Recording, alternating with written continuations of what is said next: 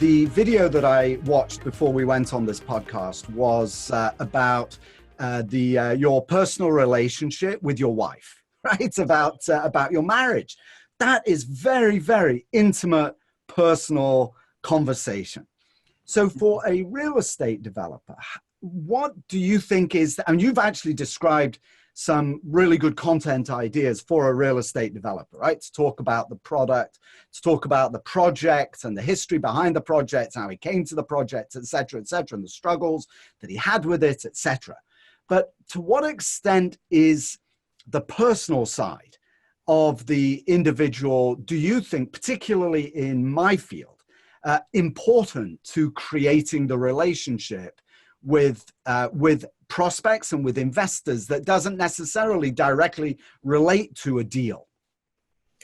Look, I think, first of all, we control it. So, you know, your statement that the video that my wife and I made, where it's about our relationship, it's very personal, it's very intimate. It's as personal, as intimate as we want it to be. So not only are we creating the content, but we have the ability to edit the content, and we have the right to not even show certain things if we don't like them.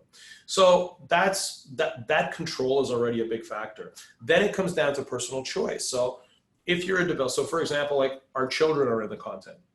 That's a choice that we made because we're actually building their personal brands as well. Because I strongly believe that the future of all media lies in, like, you know, the human being lies in that personal brand. So I'm going to be giving them this asset, and then they can choose to continue with it or not. But, you know, as far as the developers are concerned, if I had to guess, I would guess developers are very serious people. You know, they deal with tens of millions, hundreds of millions, billions of dollars.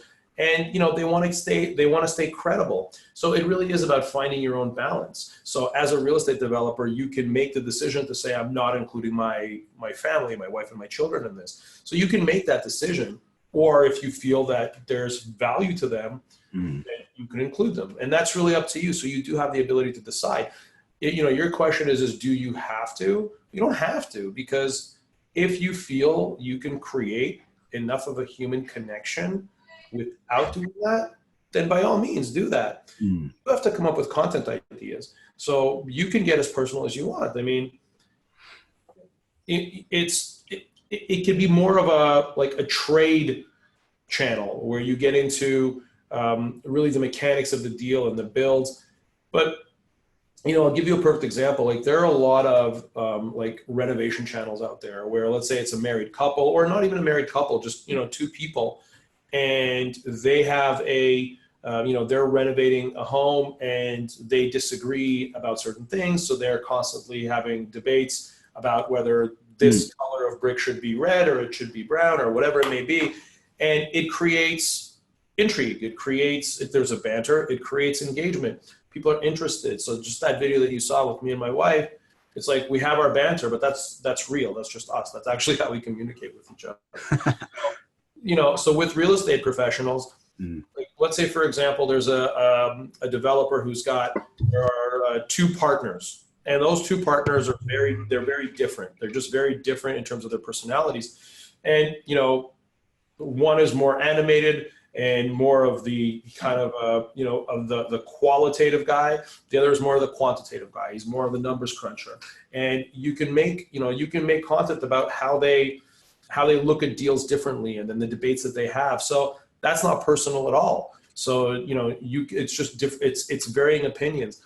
I mean, as much as this is a business thing, it's also an art as well. And, you know, you have to create that.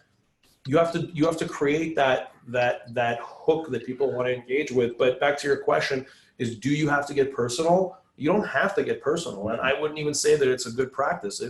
You may want to, or you may not want to. It's really up to you. It's really about creating as much content as possible and seeing what sticks. Because the really good thing about these platforms, and YouTube in particular, is you can see on a per video basis. You can look into it and you can see what's the click-through rate on these thumbnails as opposed to the other ones that you've made. You can see what the retention numbers are on the video. So as an example, you can see what percentage of the videos they consume.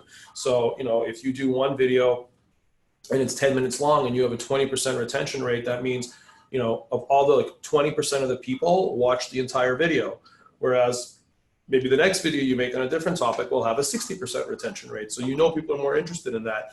And then you fine tune and iterate. So, I mean, your question is do they have to get personal? They don't have to get personal. They have to try different things that they believe the audiences will be interested in to form a connection and to position them as a thought leader and as someone reputable in the industry. And if one thing doesn't work, you move on to the next and you just keep iterating as you go.